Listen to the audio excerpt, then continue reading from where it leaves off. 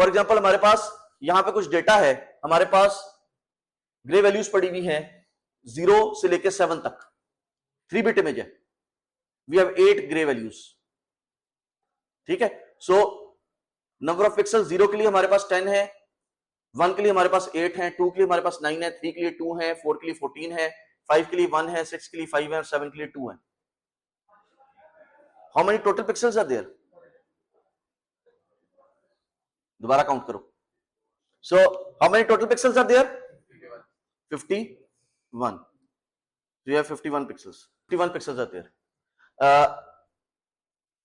What's the probability that a pixel would have the value of 0? What's the probability that a pixel would have the value 0? G. 10 by 51.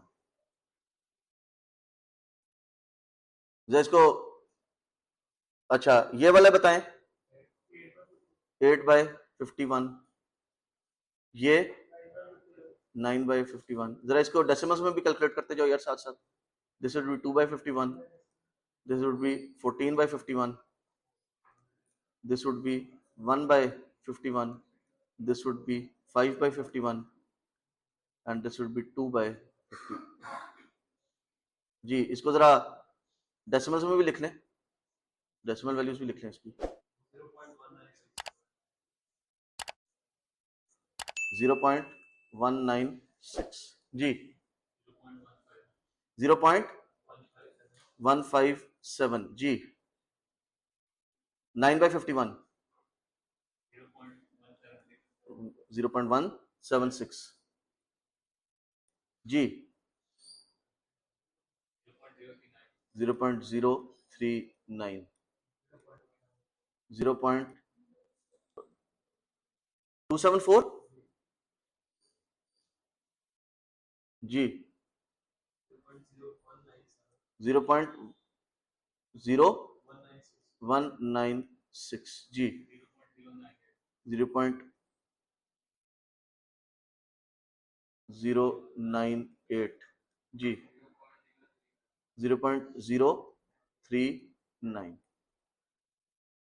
सो ये मेरे पास probabilities आ गई for each pixel value, for each grey scale value, for each possible grey scale value मेरे पास probabilities आ गई कि what's the probability that a random pixel would have the value, let's say 4.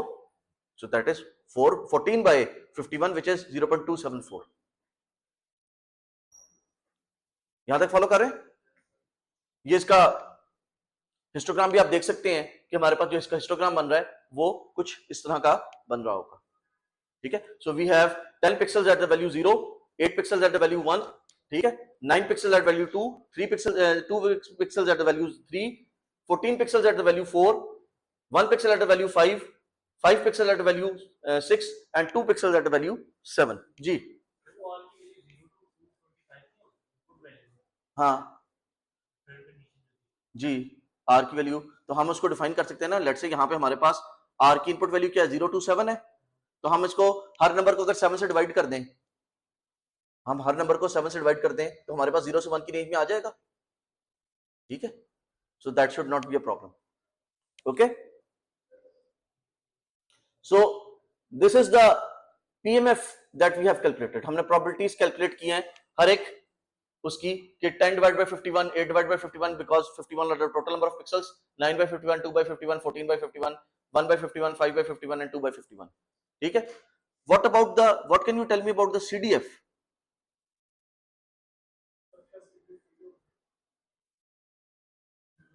Ji first का CDF 0 होगा, 0.196 होगा जी, 0.196 जी। यहां पे और ये 352 किस तरह निकाला आपने? इसको इससे पिछली जितनी वैल्यूज है उन सारी वैल्यूज के अंदर ऐड कर लिया, या ये कह लें ये जो अभी तक हमारे पास CDF निकला था उसके अंदर ये प्रोबेबिलिटी ऐड कर ली हमने, प्रोबेबिलिटी ऑफ 1 ऐड कर ली, तो हमारे पास क्या है 0. क्या निकाला था आपने? 0.352 जी।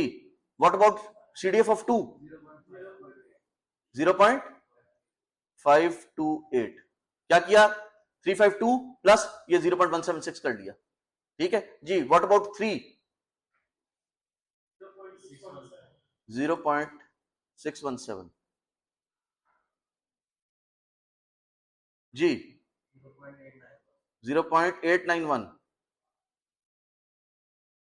जी 0.9106 ठीक है फिर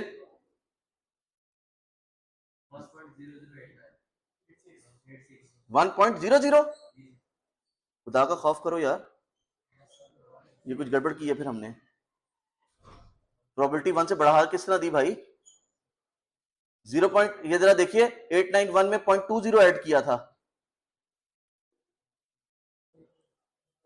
प्रोबेबिलिटी भाई अगर आपने प्रोबेबिलिटी माइनस में निकाल दी या 1 से बड़ी कर दी तो आपको पेपर में 0 मिल सकता है बेटा ये जरा ये करो 891 अच्छा चलो वो देख लेते हैं वो वेरीफाई कर लेते हैं आप जरा 891 करो 891 प्लस 0.020 0.911 चलो मान लेते हैं आपकी बात अगले इस पे देखते हैं यहाँ पे इसने क्या किया यहाँ पे किसने गड़बड़ की है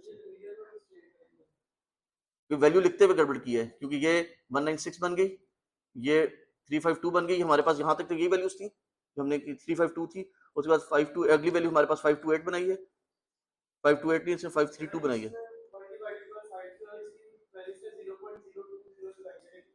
किसकी कहाँ पे गड़बड़ की है स्लाइड के अंदर हाँ हाँ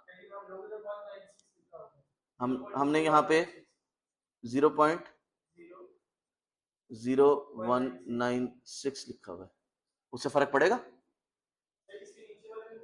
हाँ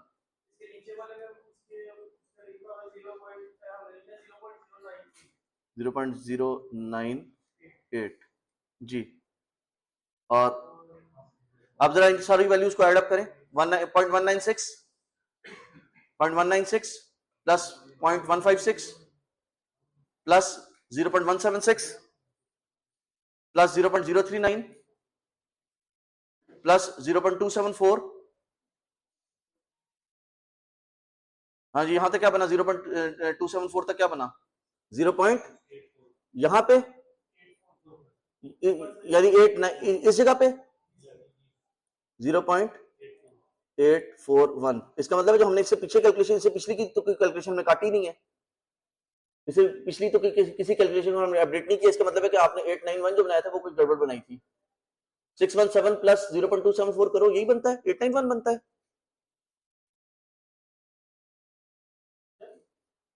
0.617 प्लस 0.274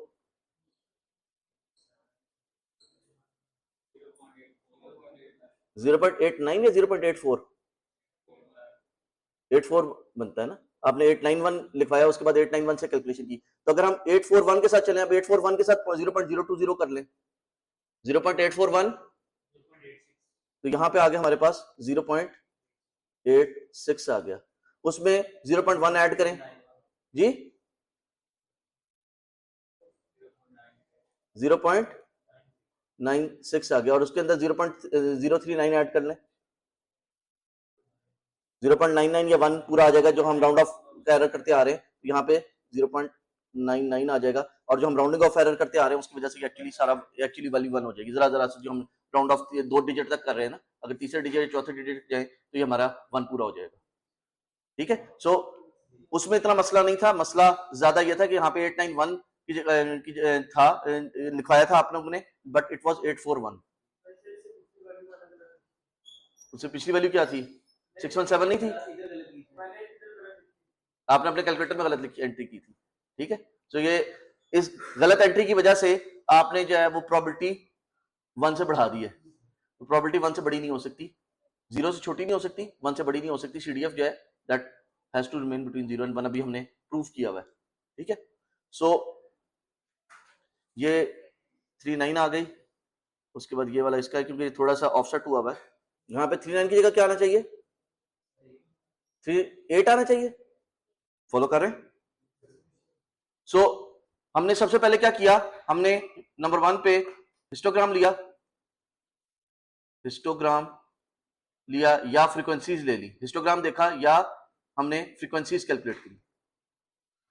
नंबर 2 पे हमने उन फ्रीक्वेंसीज की मदद से पीएमएफ कैलकुलेट किया, ठीक है, प्रोबेबिलिटी मास फंक्शन कैलकुलेट किया। फिर स्टेप 3 पे हमने सीडीएफ कैलकुलेट किया यूजिंग दोज, जो हमने पीएमएफ निकाली थी उन पीएमएफ से हमने सीडीएफ कैलकुलेट किया। अब हम इस सीडीएफ को वापस अपनी ओरिजिनल रेंज के ऊपर मैप कर सकते हैं। तो हम कह सकते हैं हमारे पास ओरिजिनल रेंज क्या थी, 0 से लेट से नहीं 7, हमारे पास ओरिजिनल वैल्यूज क्या है, ग्रे स्केल वैल्यूज क्या है, 0 से 7।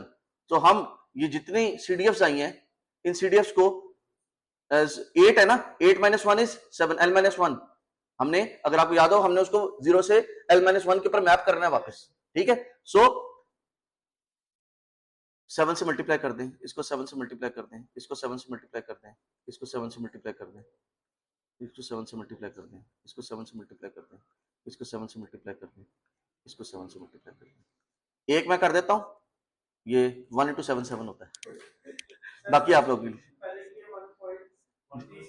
1.372 और इसको मैं राउंड ऑफ करके भी लिख देता हूं, यहां पे 1 आ गया, ठीक है जी। अगला 7 का राउंड ऑफ 7 ही होता है, 2.46 2.46, so this became 2. What about 0.532 into 7? 3.72 rounded up to 4, ठीक है। 0.567 into 7, 3.64 हो गया जी। 0.841 into 7, 5.886 हो गया जी।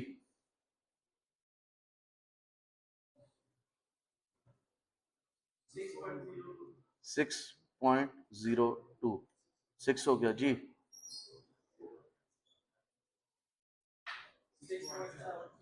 6.72, ठीक है, और ये 7 हो गया।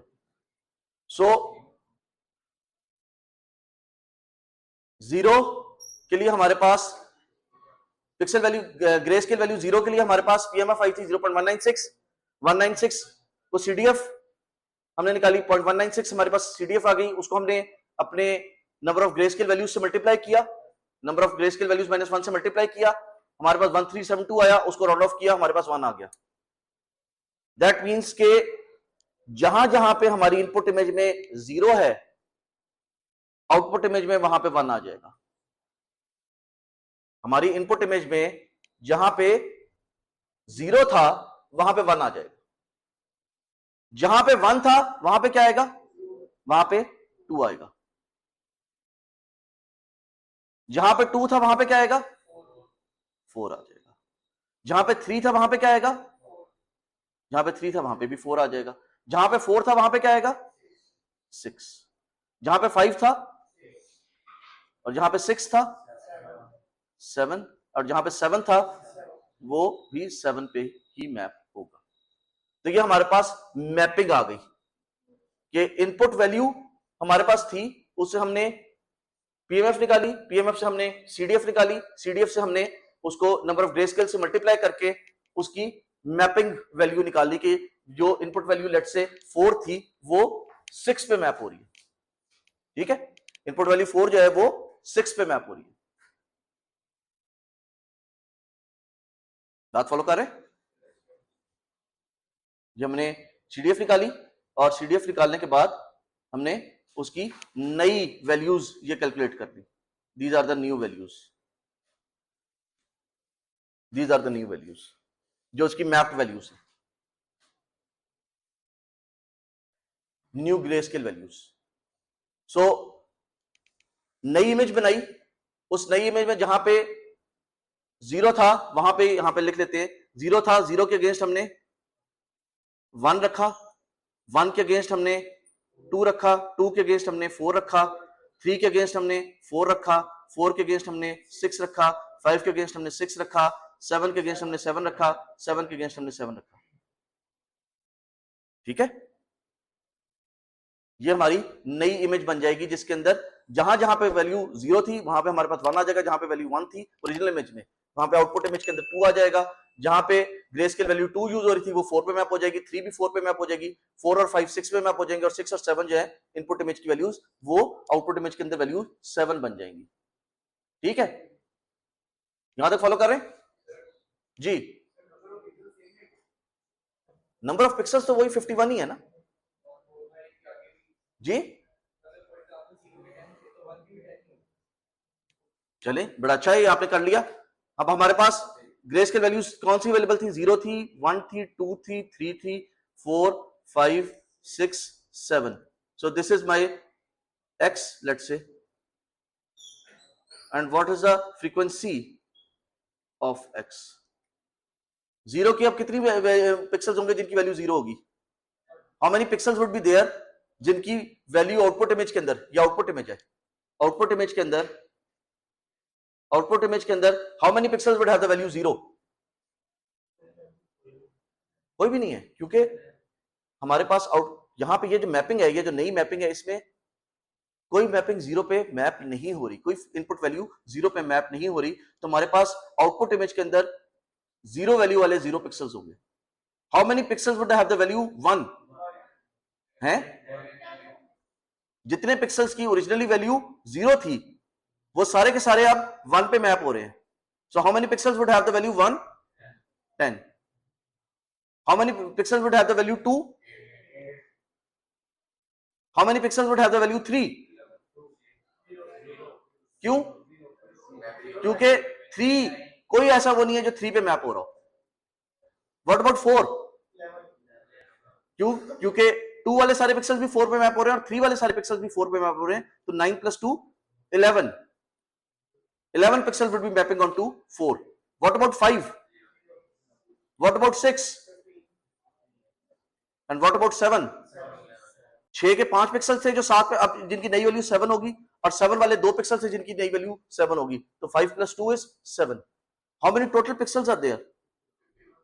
ये टोटल जो है, ये वाला टोटल जो है, ये 51 ही रहेगा। Number of pixels remain the same, लेकिन बिन्स चेंज हो गए हैं, बिन्स चेंज हो गए हैं। पहले हमारे पास 10 पिक्सल्स थे जिनकी वैल्यू 0 थी, अब हमारे पास 0 पिक्सल्स हैं जिनकी वैल्यू 0 है। We do not have any pixel with the value 0। पहले हमारे पास 8 पिक्सल थे जिनकी वैल्यू 1 थी, अब हमारे पास 10 पिक्सल हैं जिनकी वैल्यू 1 है। सिमिलरली पहले हमारे पास 14 पिक्सल थे जिनकी वैल्यू 4 थी, 14 पिक्सल थे जिनकी वैल्यू 4 थी, अब हमारे पास 11 पिक्सल है जिनकी वैल्यू 4 है। अगर आप ओरिजिनल तस्वीर में देखें, जो ओरिजिनल डेटा है, ओरिजिनल डेटा में ये आपके पास कोई ऐसा बिन था, कोई ऐसा नंबर था जिसके अंदर 11 पिक्सल पड़े हुए थे। So that means Heights have changed, Heights of the beans have changed. जब हमने कंट्रास्ट टचिंग की बात की थी, तो कंट्रास्ट टचिंग में वैल्यूज सेम थी, सिर्फ उनकी जगह चेंज हो गई थी। पहले वैल्यू 10 के ऊपर 12 पिक्सल पड़े हुए थे, अब वैल्यू 20 के ऊपर 12 पिक्सल पड़े हुए, फॉर एग्जांपल। लेकिन जब हम हिस्टोग्राम इक्वलाइजेशन करते हैं, हिस्टोग्राम इक्वलाइजेशन करते हैं, तो पहले हो सकता है कि वैल्यू 4 के ऊपर या वैल्यू 10 के ऊपर लेट से 12 पिक्सल पड़े हुए थे, अब 12 वाला कोई कॉलम है ही नहीं आउटपुट के अंदर, 18 वाला है। ठीक है, 12 का कोई है ही नहीं कॉलम के जी जिसमें अंदर 12। फॉर एग्जांपल अगर हम इसका जब मैप देखें तो यहां पे हमारे पास 11 वाला ओरिजिनल में कोई था ही नहीं सेट जिसमें 11 हो, ओरिजिनल में कोई था ही नहीं सेट जिसमें 15 हो, ओरिजिनल में कोई था ही नहीं जिसमें 7 हो। ओरिजिनल मैपिंग देखिए, ओरिजिनल मैपिंग में हमारे पास 6 के ऊपर 2 पिक्सल थे और 7 के ऊपर 5 पिक्सल थे। नाउ 7 हैव 7 पिक्सल्स, 4 पे पहले 14 पिक्सल थे, जो हाईएस्ट पीक हमारे पास थी वो 14 पिक्सल्स की थी, अब हमने 15 पिक्सल्स की पीक हासिल कर ली है। लेकिन अगर आप गौर करें तो जो हमारी इनपुट वो था हिस्टोग्राम, इनपुट हिस्टोग्राम के मुकाबले में अगर आप इसको देखें तो हमारी वैल्यूज तकरीबन इक्वली वो है, कोई 2 वाला 1 वाला है ही नहीं केस, सारी हमारे पास हाई वैल्यूज के ऊपर आ गई। ठीक है, this is a equalised histogram जिसमें तमाम रेंज यूज हो रही है, तमाम रेंज यूज हो रही है और तकरीबन बराबर बराबर यूज हो रही है। ठीक है, सबसे पहले हिस्टोग्राम इक्वलाइजेशन के स्टेप्स दोबारा देख लीजिए। सबसे पहले आपने पीएमएफ कैलकुलेट करनी है और पीएमएफ कैलकुलेट करने के लिए आपके पास फ्रीक्वेंसीज होनी चाहिए और फ्रीक्वेंसीज आप हिस्टोग्राम के थ्रू निकालेंगे। ठीक है, तो सबसे पहले आपने पीएमएफ कैलकुलेट करनी है, पीएमएफ से आपने सीडीएफ कैलकुलेट करनी है, सीडीएफ से आपने उनको मल्टीप्लाई करना है, जो सीडीएफ आई है उसको नंबर ऑफ ग्रे लेवल्स -1 से मल्टीप्लाई करना है। अगर 8 बिट में जाए तो 255 से करेंगे, 4 बिट में जाए तो 15 से करेंगे, 3 बिट में जाए तो 7 से करेंगे। ठीक है, सो पीएमएफ कैलकुलेट किया, उसके बाद हमने उस पीएमएफ की मदद से सीडीएफ कैलकुलेट किया, सीडीएफ को हमने अपने number of grey scale value से मल्टीप्लाई किया और हमने नई मैपिंग वैल्यू निकाल ली अपनी इनपुट वैल्यू के अगेंस्ट।